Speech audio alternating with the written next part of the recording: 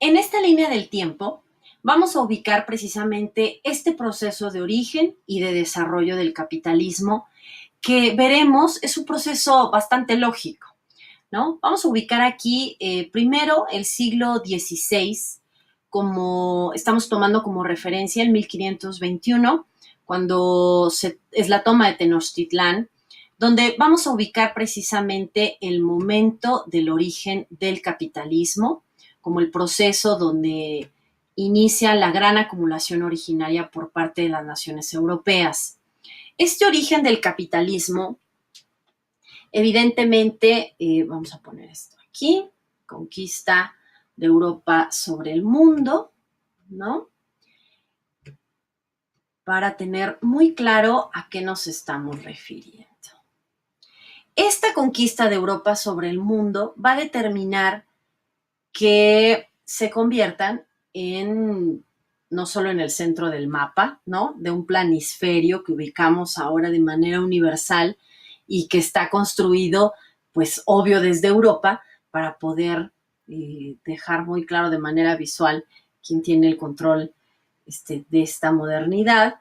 Entonces, después de este origen, de esta acumulación originaria, podemos identificar, nos saltamos ahí al siglo XVIII, pero vamos a ubicar aquí el siglo XVII, como ese momento en el que va a perdurar esa acumulación originaria. Es un periodo que también le podemos llamar como capitalismo salvaje. Yo digo que es donde los europeos se van a ensuciar las manos por completo. Es la estrategia de llegar, robar, saquear, matar, violar a las mujeres como un motín del conquistador, ¿no? O del dominador. Y, por supuesto, pues robar los recursos. En realidad, este periodo va a tener una duración de varios siglos como capitalismo salvaje. Y pues es importante también que en este siglo ubiquemos, bueno, es el siglo XVII, el tiempo en el que la Revolución Inglesa se da y que surge precisamente como una necesidad de estos nuevos burgueses, ¿no? De estas personas que están obteniendo la riqueza a través del robo de recursos y que se van a convertir en los primeros burgueses del mundo, ¿no? Entonces, ellos van a ser los creadores de las reglas del nuevo mundo. Estas reglas del periodo de una Europa feudal, donde la monarquía tenía el control, donde la iglesia podía determinar el imaginario colectivo, pues ya no es funcional para lo que está sucediendo. Ya estos empresarios, mercaderes, nuevos comerciantes, ¿no? Necesitan nuevas reglas y es cuando surge el pensamiento o las tendencias que después van a culminar en el liberalismo en sus tres concepciones, ¿no? Un liberalismo político, que es eliminar a la monarquía como el modo de orden político para pasar a una república representativa, ¿no? Con tres poderes, con una constitución que sobre todo respete o marque el principio de la libertad individual como premisa de este orden de propiedad privada, ¿no? Y por supuesto su concepción también como liberalismo económico, donde se establecen las nuevas reglas de la economía, las leyes de la oferta y la demanda, la posibilidad de enriquecerse o de acumular, ¿no? Y pues libremente, ¿no? Sin preocuparnos un poco por lo que ellos no se preocuparon y que hoy seguimos sin preocuparnos, que es la vida. Y por supuesto su concepción cultural, cuando se establecen las premisas de la cultura moderna, ¿no? El esquema de la educación moderna, y que, bueno, va a permitir que estos principios políticos y este ordenamiento económico pues pueda subsistir por el resto de las generaciones. Entonces, el siglo XVII va a ser fundamental. Son los ingleses los que construyen este pensamiento y lo van a ir heredando al resto del mundo, y nos podemos dar cuenta que efectivamente así fue, ¿no? O sea, nuestra constitución es completamente liberal. Pero bueno, ahorita vamos a revisar eso. Viene después el siglo XVIII como un momento fundamental, ¿no? Donde este pensamiento va a cobrar forma. Es en el siglo XVIII donde podemos ubicar los momentos en el que estas naciones europeas se convierten en eso, en naciones. De ser reinos feudales, pasan a ser estados-nación con este esquema político liberal, ¿no? 1750 va a ser el momento en el que Inglaterra, si bien ya se estableció como un estado-nación previamente, va a dejar claro su control económico monopólico, ¿no? Precisamente con el robo de vida, yendo a África por los negros como esclavos, la comunidad negra como esclava, los va a llevar a América, se va a robar la tierra de América, por supuesto, ¿no?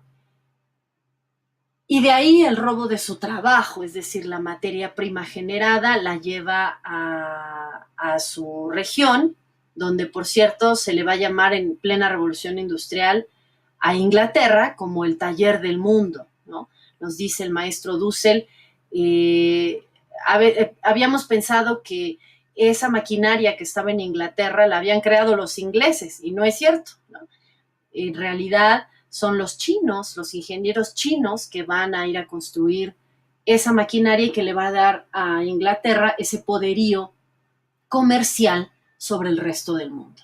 También tenemos en ese siglo la independencia de las 13 colonias, que es la creación de Estados Unidos como Estado-nación, y de Francia, ¿no? Con su revolución.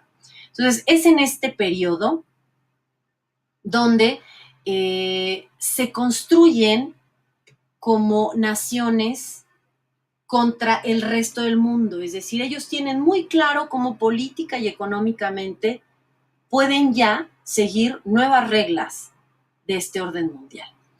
Después pasamos al momento de los monopolios, donde es un momento clave. O sea, después de haber acumulado, de haberse constituido política y económicamente como algo avalado, ¿no? Como algo validado, legítimo ante los ojos de su sociedad, entonces ahora instaurarse como empresas monopólicas va a ser solo un paso más para tener el control del mundo. Y entonces tenemos a los tres grandes, ¿no? Los tres que van a consolidarse así, que es precisamente Estados Unidos, Inglaterra y Francia, que para el siglo XIX son los grandes imperios. De ahí surgen los grandes monopolios, si se vendía acero, si había esclavos, si se vendía, lo que se vendiera tenía que estar en sus manos, ¿no? Y obvio en algunos otros. El caso mexicano es muy interesante porque pues precisamente sucede en nuestro siglo XIX, ¿no? Recién independizados. Recordemos las logias que se estaban disputando el control político de la nueva nación. Y entonces ahí está la logia yorquina, apoyada por Estados Unidos, y la logia escocesa, apoyada por los franceses. Eso en términos políticos. Y en términos económicos, pues bastó la entrada de las grandes empresas a la nación, precisamente en el periodo de Porfirio Díaz, ¿no? Entonces, ahí están. Representa esto, por supuesto, una guerra comercial, entre ellos el insaciable motor de la acumulación no les va a permitir pues saber solo que son los tres grandes, sino que van a tener que buscar acabar con el enemigo o con la competencia, ¿no? Para posicionarse como únicos. Es muy interesante que este pensamiento hoy lo usamos de manera cotidiana, ¿no? Incluso en la educación, y hablamos de competir como algo muy saludable, pero su origen es evidentemente un origen económico, un origen destructivo, porque competir implica